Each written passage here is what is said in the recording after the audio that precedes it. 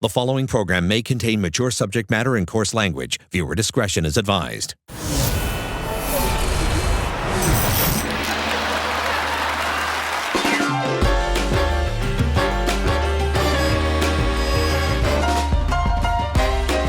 He's a Hollywood legend who starred in all your favorite films. Please welcome Mr. Jeff Goldblum.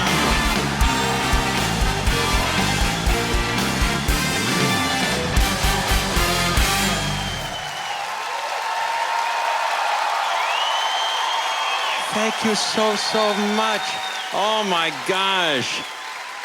Hey, I'm told this festival is the world's most prestigious comedy event. And you know, if there's a quality that I look for in humor, it's prestige. That's what I like. I really like that. Of course, I'm no stranger to your beautiful country. My wife is Canadian, which makes our one-year-old son, Charlie, that's right, a Gemini. No, also half Canadian. And that's why I've taken it upon myself to learn as much as I can about your great nation in the hopes of raising a man that Wayne Gretzky would be proud to say is from the same country that he's chosen not to live in for 30 years. Gretzky, come back, Wayne.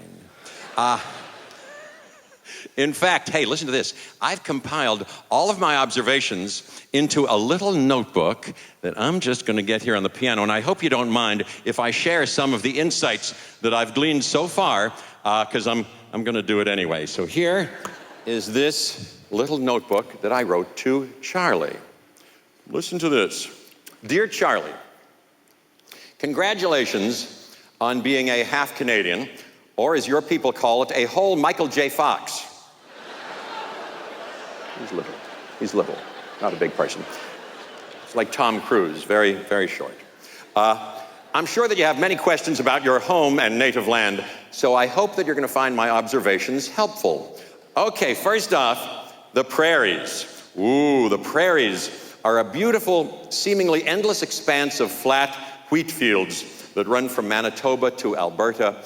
Do yourself a favor and learn as much about them as you possibly can. That way, you're never going to have to waste 3 days of your life actually visiting them. Sorry, prairies. I love those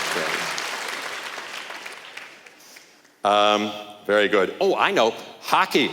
Hockey is something that seems to be of tremendous importance to Canadians. At first, I chalked this up to garden variety barbarism, but I've since learned that there's also a socioeconomic incentive. You see, the spate of brain injuries that arise as a result of playing the game drastically diminishes one's life expectancy, thereby easing the burden placed on the Canadian healthcare system. Very clever.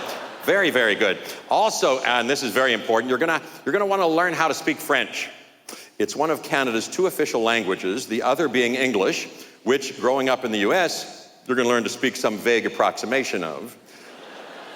I've also noticed that Canadians eat quite a lot of these little donut holes called Timbits from a place named Tim Hortons, which I assume is a nod to the beloved Dr. Seuss book, Horton Hears a Who. I'm sure I'm correct about that. Now, you may taste one of these and say, oh yeah, they're fine, but don't forget that you need to add something else to the mix first. British Columbian weed. Yeah. Is it the best in the world? Well, let's just say that the word Columbia is in there for a reason. Yes. Love dada. Da-da-da. That's my idea about that.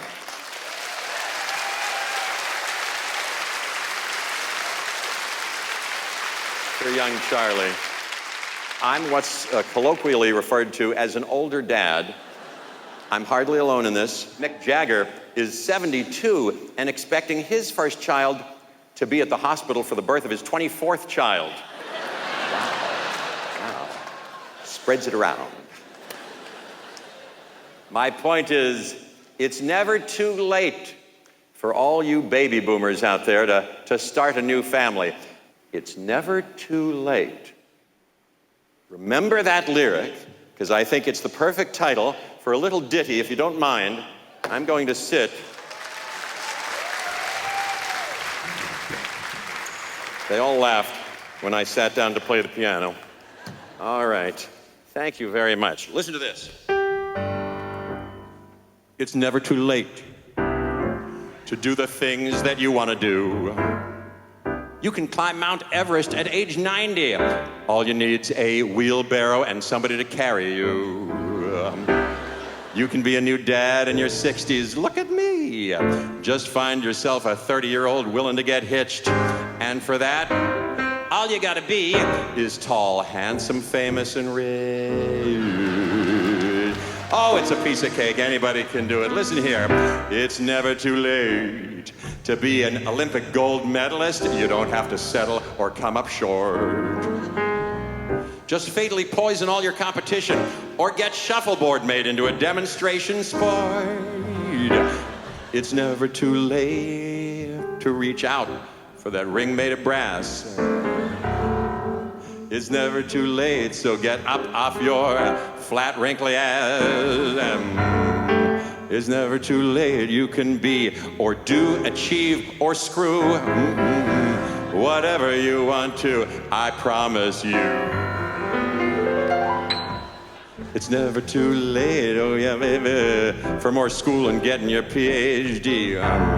Become a world-renowned physicist and build the world's first time machine. Yep, it's never too late to build that time machine because all you gotta do is wait for future you and travel back and show you how to, and then it'll never be too late for anything. Well, except, you know, maybe taking photos down off the internet, because once you've posted them, even if you delete them, they're kind of in cyberspace forever. So kids, be very careful of that. And now that I'm thinking about it, actually, that whole time machine thing, geez, that probably doesn't make any sense either. You can't just wait for your future self to show you how to, he built it because he is you.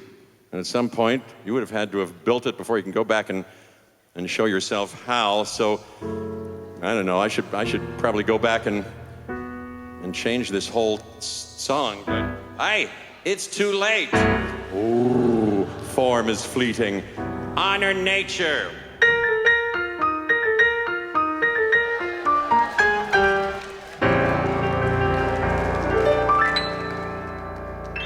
That's it. Thank you very much. It's never too late. Never too late. You're so sweet. Thank you. This performer is one of the hottest touring comedians on the road today, but try as he might, he's never going to be as hot as the sun when it turns into a red giant that consumes Mercury and Venus. That's just science, folks. That's absolutely true. Please welcome Godfrey.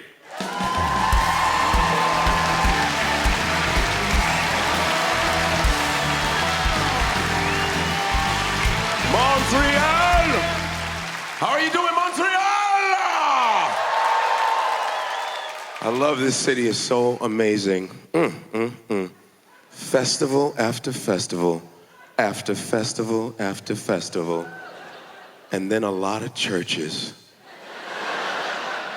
Everywhere you walk, you're like, hey, party!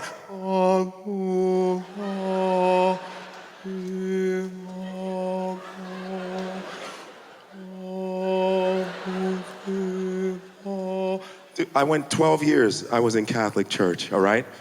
Horrible. You don't know when the song's gonna end.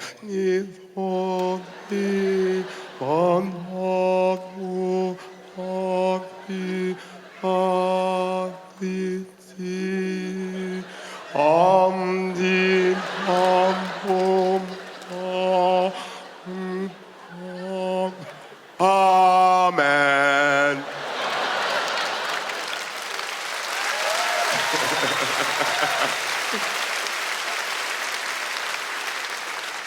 Let's pray for these flight attendants, huh?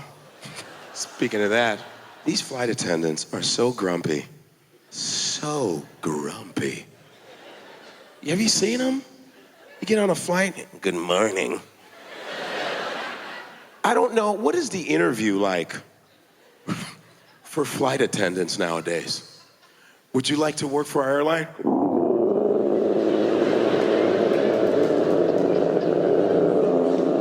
You're hired.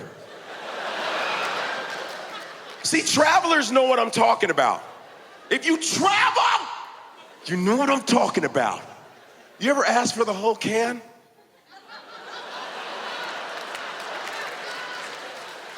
I don't know where they get these airline cups from. They don't sell them anywhere, not even at Jean Couture or whatever. These little half cups. And they put big pieces of ice, big! And they pour a little bit of orange juice, just a tiny bit. There you go. You gotta suck the juice off the ice.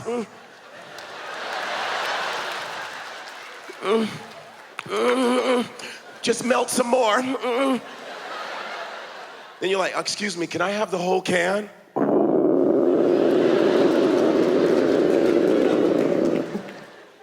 You ever get the middle seat, right? Middle seat. Oh, middle seat. You're always apologetic when you have middle seat, right?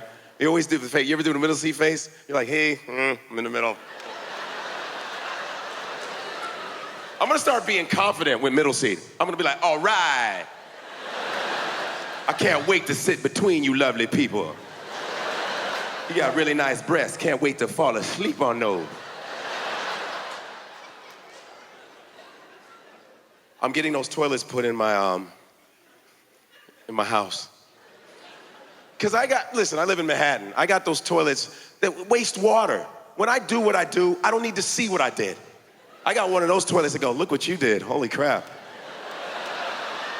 Bring it up one more time, show 'em. I got a James Brown toilet, hey, 2 times. You're nasty, hey. Bring it up one more time. I'm getting the airplane toilet. You come out 10 pounds lighter.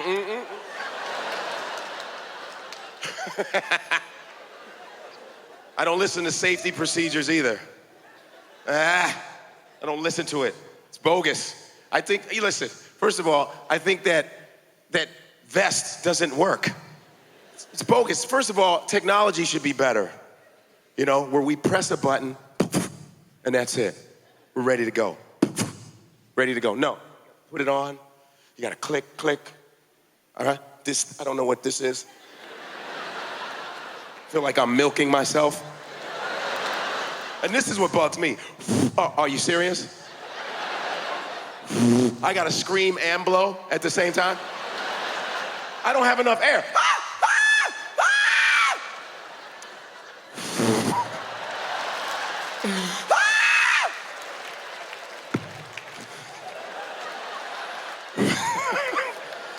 And now my vest is half blown. I'm in the water like this. Good night, Montreal. Merci.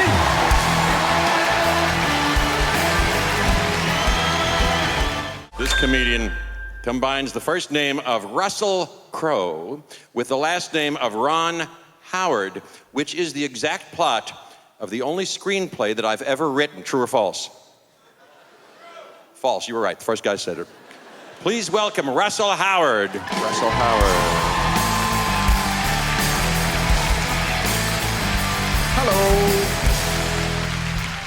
Hello, people of Montreal. What an amazing city this is.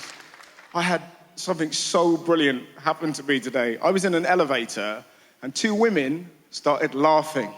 And I'm talking big, just here, deep laughs. And I said, what are you laughing about? And this woman looked to me and went, Sugar, has anyone ever told you you look like Ellen? And you've never here, do your dance, Ellen, do your dance. Just from nowhere, right? And it gets weirder. One of the ladies started squeezing her friend's boob. I've never got more instantly English in my life. I genuinely said out loud, what's going on here? How about this for an answer? The woman looked at me and went, hush your mouth, Ellen. It's her birthday. What an answer. No man has ever had that grow up love. It's his birthday. Dave, come over here and tickle Darren's nuts, for he's a jolly good fella. I love moments like that. I had a brilliant one recently. I was in Hong Kong, right? I did a gig in Hong Kong. I told my mum about it. I was like, I'm doing a gig in Hong Kong. And she was like, ooh, in English? Probably. We've known each other for many years, Mum. You would have thought once would have let slip that I knew rudimentary Cantonese. But I was on this flight, right? And from nowhere, I heard this deep voice on the flight go, "Will you stop touching your willy?" And I thought it was God for a second. I looked around and there was a mum telling her son off. Now, sometimes you know you're about to witness something magnificent. This kid was about 4. This woman was there. "Will you stop touching your willy?" The kid looked at his mum and went, "Oh, mummy. I love it." What an answer! There's nothing that woman can do. It was so, "Oh, if you had one of these, you wouldn't leave the damn thing alone. You'll go blind." "Yes, and then I'll have a dog and a willy." It's nothing better than a funny kid, is there? I was recently hanging out with my nephew. He's 3. I taught him this. I taught him this phrase. "Yes, you'd like that, wouldn't you?" There isn't a situation where that doesn't make that instantly creepy. My sister came home. She's like, "Do you want a bath, Wes?" "Yes, you'd like that, wouldn't you?" That's what happens if you leave the kid with Uncle Russell and he's had a joint. That's what happens. It's weird what makes you laugh, though, isn't it? You know? Do you know what makes me laugh the most? Anger. Love anger. I was doing some gigs in the South, deep South in America recently. I was talking about gay marriage. Turns out, not everyone there, big fans. And I was getting heckled. This bloke was like, "Gay marriage is not natural." Neither's marriage. Humans are the only ones that have weddings. I've never seen a duck dressed as a vicar. Just a hippo on a bachelorette party grinding with her sisters. He wouldn't let go. He's like, "It upsets God, and that's why there's thunderstorms." Who was your geography teacher? In ancient Greece, all they did was read and bum each other. The weather was lovely. Steady on, Socrates. I'm going to lose my page. But this bigotry exists the world over. Like, there's a Conservative MP called Lord Tebbit, and he said, and I quote, "Gay marriage will lead to a lesbian queen." That was my favourite. Like she was suddenly going to flip. "It's legal, is it? To hell with you, Philip! There's going to be some changes around here. This is Shaniqua. She's my top bitch. Nah. No, that's it. Does it taste like stamps?" It's unlikely that that's going to happen.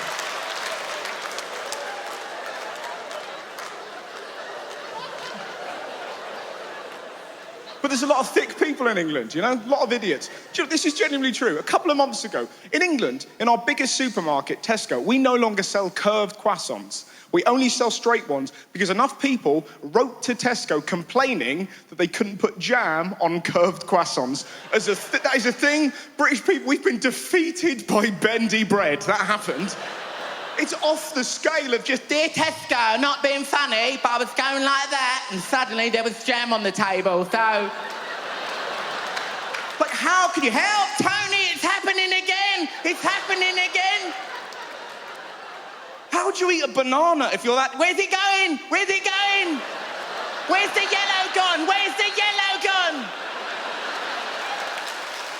Ladies and gentlemen of Montreal, as ever, thank you very much for having me. What fun, what fun.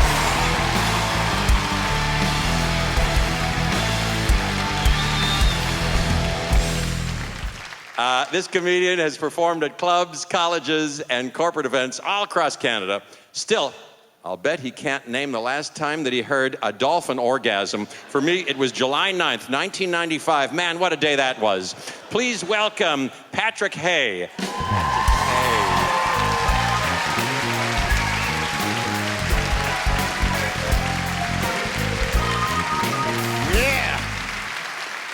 Hello, Montreal. We are gonna have a good time tonight. I get to MC a lot of shows too, man, and it's some of the times when you're talking to the audience, sometimes the audience yells out some stuff that's really funny, man. I was doing a show about 4 months ago, MC, it was a Friday night. I came out, I posed a question to the audience. I was like, "Yo, is anybody in the place celebrating anything?" So what I threw out to the audience, right? Cool, we've heard it before. The audience was quiet, but from the back of the room, this one guy yells out, "She was only late. She's not pregnant."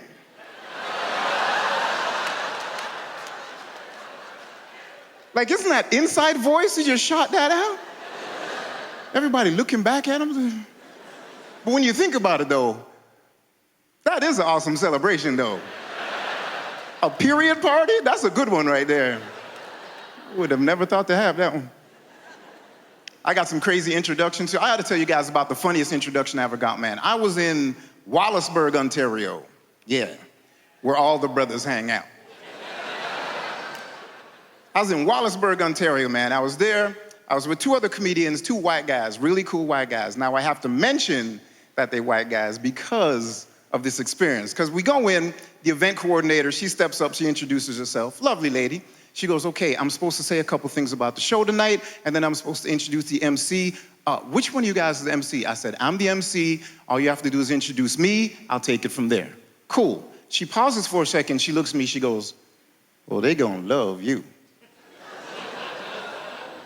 It's all right. I look at the other two comedians like, we gonna find out what she means in a second. Okay. She goes out to the audience, cannot make this up. This is what she says. She goes, okay, ladies, who likes chocolate?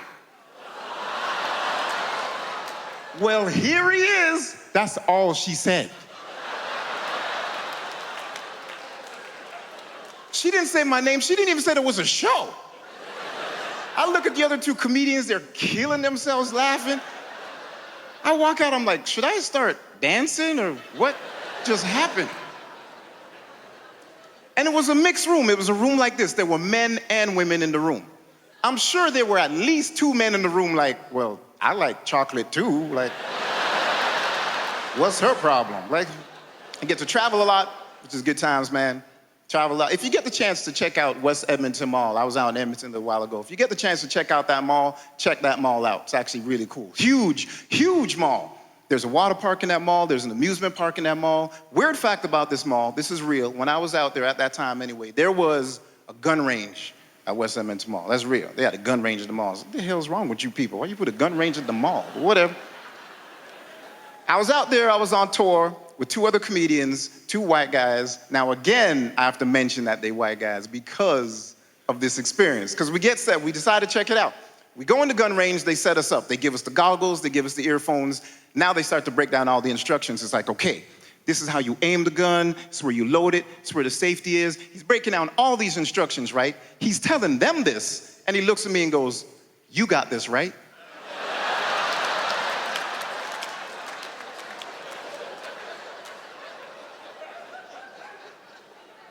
Like, you know, I mean, I was mad because, well, I knew, but how did he know that screw him?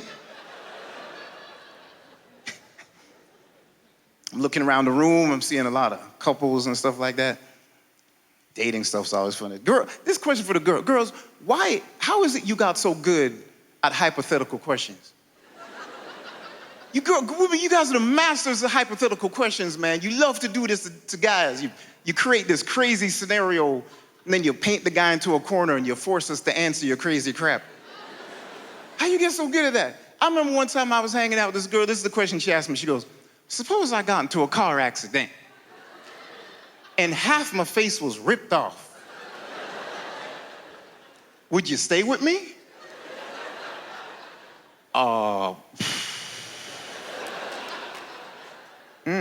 Half.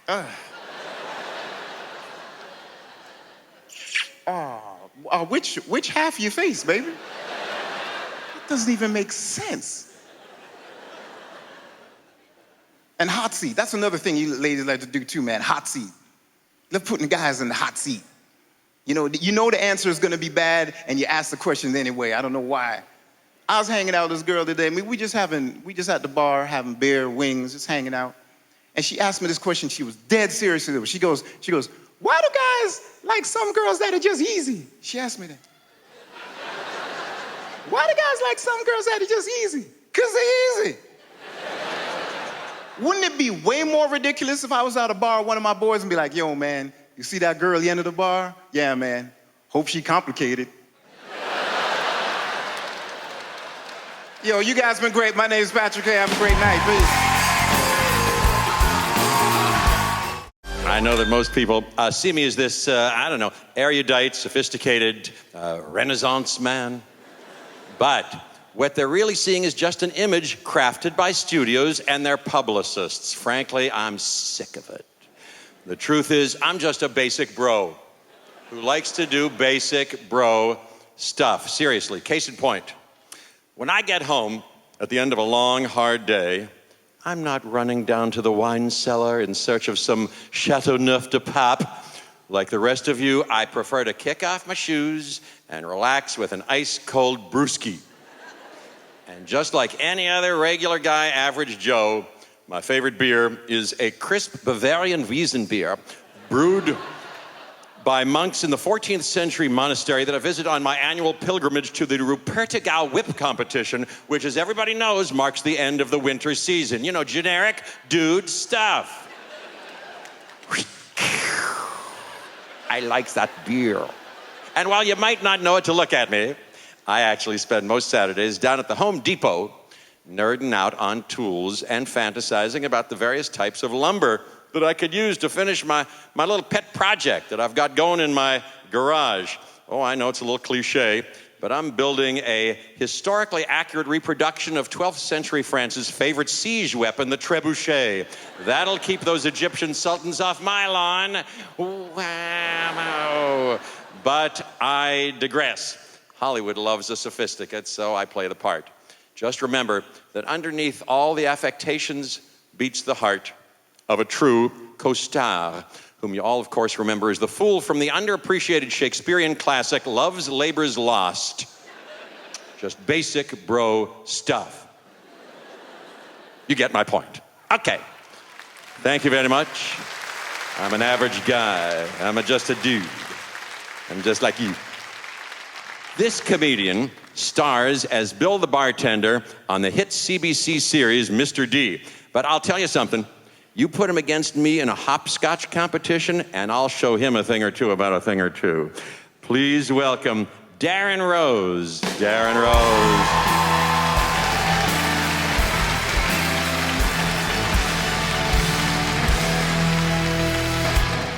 That's fun, man. It's great to be here. Tinder's a nightmare. I'm sure a bunch of you here are on Tinder. Don't applaud if you're on Tinder. I won't ask you that because you might be here with someone who doesn't know you're on Tinder. But if you're married, you have no idea about this dating culture we're dealing with apps and stuff. Because if you've been married more than 10 years, there's like a 50-50 chance I know how you met your wife or husband. Because you probably met at a bar. Because that's how people used to meet. Fans of bars. That's how people used to meet in this country. You would just go out for 4, 5, 6 beers, or 7 or 8 or 9 beers, and then at 2 o'clock in the morning, you'd have a couple of shots of Jaeger, and then you point at somebody in the dark and say, "Good enough." That's how people used to meet. Now we're on Tinder. This is the last line in desperation. We're at this point, we're actually asking our phones, like, "Siri, could you introduce me to somebody?" But now I'm like introspective because you're thinking about sort of what you did wrong in relationships and stuff. And I realized something about myself when I'm dating is I think of that we're just two countries spying on each other in the Cold War, where my goal is to collect as much information from her as possible while giving up nothing about myself or how I feel about her. Just nothing. Like I've dated women who I thought about marrying, who when we broke up said, "I didn't even think you liked me." And not liked me like me, I didn't even think you liked having a conversation with me. And I was like, "Oh, so what you're saying is, I won." I went to Thailand with my ex, and this story isn't the reason she broke up with me, although at the end of the story, you'd be like, yeah, that played into it, for sure. I had the worst thing happen to me that could happen in Thailand. We were staying on like a hut, like that was on sticks, like on the beach, like elevated. And we come in at like 2 o'clock in the morning. I walk into the bathroom and there's a snake on the floor in the bathroom that had come up through the toilet just like in your nightmares. And I freaked out. I was terrified. It's a snake. But also I wanted to be strong for her, like be a man for her. And so I closed the door and I was like, "Listen, I don't want to alarm you, but there's a snake on the floor in the bathroom." And she said, "Ooh, I want to see," and just went into the bathroom. without asking any of the questions I would have asked, like how big was the snake, or did he look hungry, or should we just burn down this hut and buy new clothes in the morning? Nothing. She just went in. I'm looking around. Like, the snake wasn't that big, I'll be honest. The snake was maybe like this big in the thickness of my finger, but I don't know which ones are poisonous or which ones can just jump directly into your throat and kill you. I didn't read all the guidebooks, so I'm looking around in the room trying to find something to kill the snake with, like a lamp or something, and she's like, "You're an idiot." And she took a plastic beer cup and a magazine and said, "I'll handle this." Why is her voice deeper than mine now? She went over to the snake with the cup and just scooched the snake into the cup with the magazine and put the magazine on top. Snake didn't even fit in the cup. Its tail's hanging out. I'm like, what makes you think he can't get out of the cup? Like, he knows the way out. He just has to follow the rest of him. He's home free. I didn't sleep. I slept maybe like 11 seconds that night. Maybe 11 seconds. She doesn't care. She sleeps like a baby. Oh, she doesn't care. She talks in her sleep, though. And I think I heard her say, "I wish I wasn't the man in this relationship." Which hurt. It hurt. And I know I could have fared better in this whole episode if I had just admitted I was afraid of snakes or said I was proud of her for being braver than me. But I didn't. I kept it a secret, and she dumped me. So what I'm saying is, I won. All right, Montreal, you guys are lovely. Thank you so much. This comedian is a friend of mine and a friend of the festivals. Now that I'm also a friend of this festival, does this mean that the three of us are gonna start hanging out together? Not if I have anything to say about it. Absolutely not. Please welcome Elon Gold.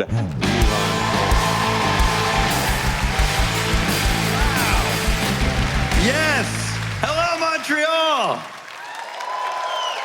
Jeff Goldblum, ladies and gentlemen. Oh my God, my favorite actor.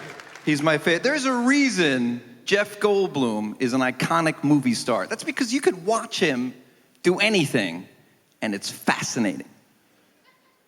Here is Jeff Goldblum looking for his keys. My keys? I can't find my keys.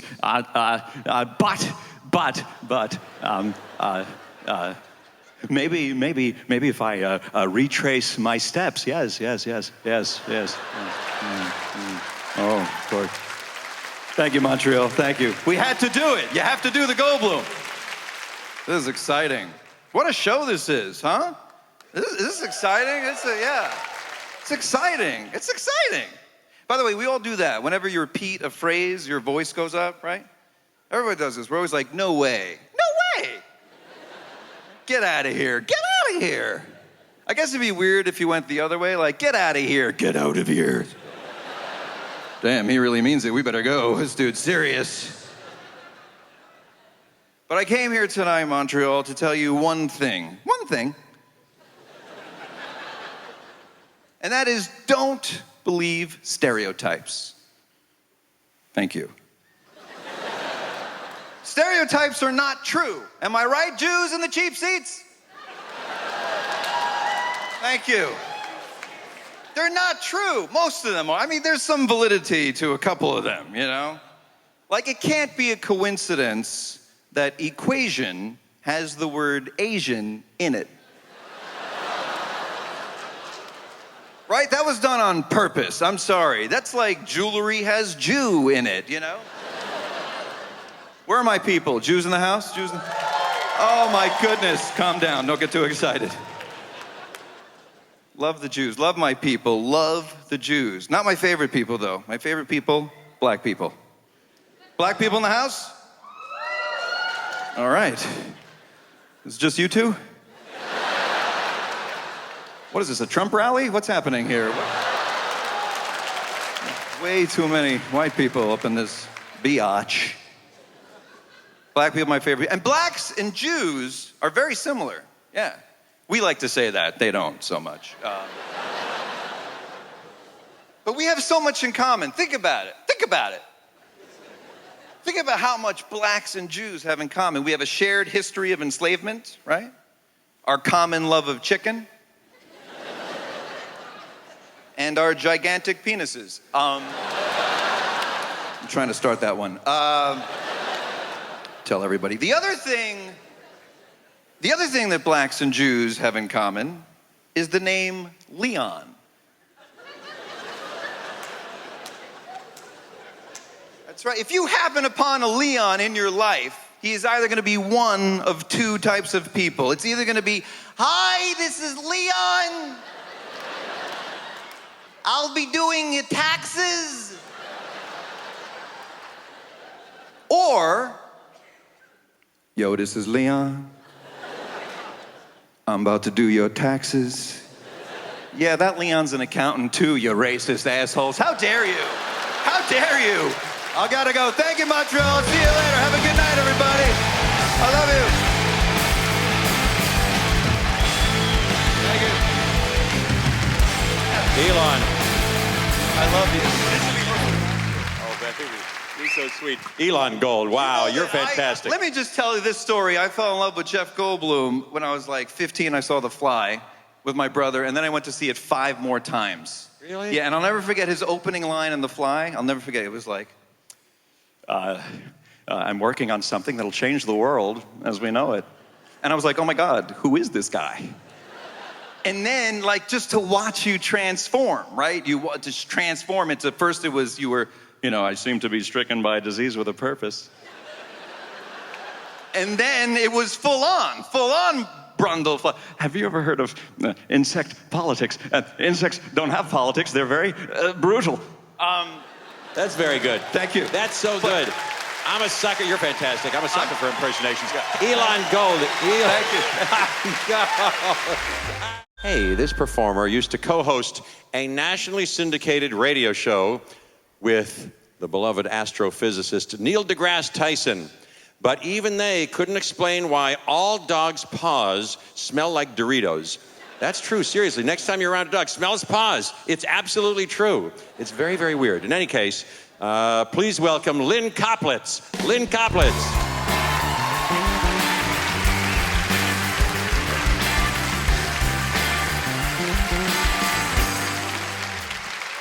What has changed since the last time I was here? Well, I'm going through the change.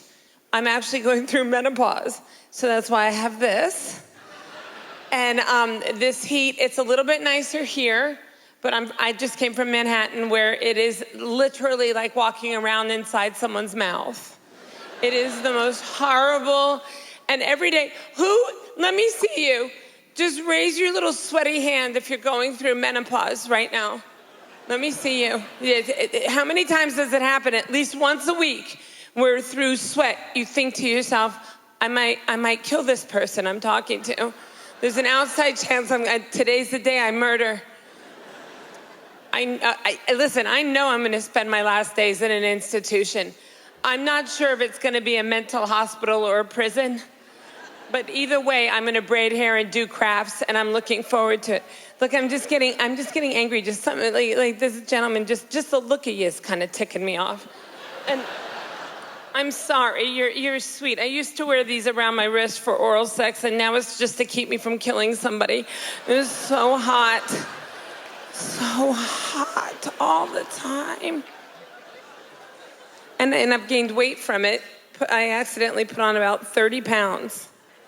Yes, it was an accident. Who does that on purpose? I know this is a lovely hairdo, isn't it? It's the look of, can I wash your car for you? But you know what? I find that there are a lot of, yes, I've gained a little weight. There's a lot of holes in your life that you can fill with cookie dough and vodka very easily. Because I don't have children, I have nice things instead of children. And I think I'm starting to think I have a bit of a drinking problem. Like, I'm the only one who came out here with a drink, right? Oh, I forgot, we're not supposed to drink here. Okay, this is just soda that tastes like a hug. That's how you know you're having a drinking problem, when it starts tasting like a problem solver. Oh, let's see. So I enjoy Montreal, I love it here. But I will say this, I went shopping yesterday, and I went because, you know, if the election goes like it might in the States, it looks like I might be moving here, hopefully, if you'll have me. And I went shopping. It was Saint Denis. Is that what you call it? Saint Denis? Saint Denis? Saint Denis? So I went to Saint Denis, and it was nice to see that you have douchey salespeople there, just like we have in New York. I walk in, and she takes one look at me, doesn't ask me anything, and says, "We don't have your size." Here's what you do. Listen to Auntie Lynn. This is what you do. So whenever it makes you feel bad about yourself like that, this is what you do, okay? You look them right in the face and you say, "Oh, do you own this store?" And she said, "No." And I said, "So you're just a worker, a peasant. Go get me 5 size 2s, you commoner." And she did, and I squeezed myself I raped all the clothes in that entire store. Nothing looked the same. I had to climb out of a sleeve hole. Thank you.